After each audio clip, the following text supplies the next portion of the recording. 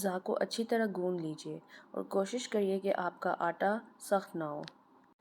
Perfectly mix all the ingredients and make sure that the dough doesn't get stiff.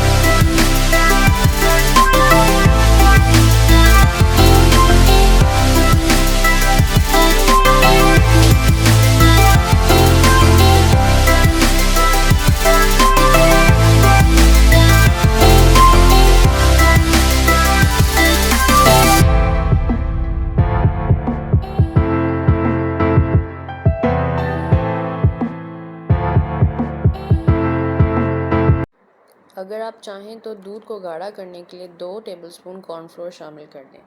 Add 2 tablespoons of corn flour to thicken the milk.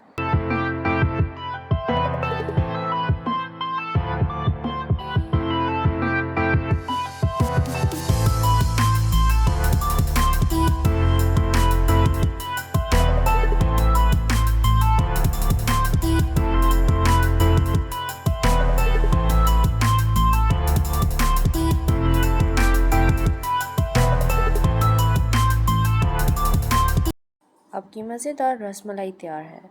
The Raas Malae is ready.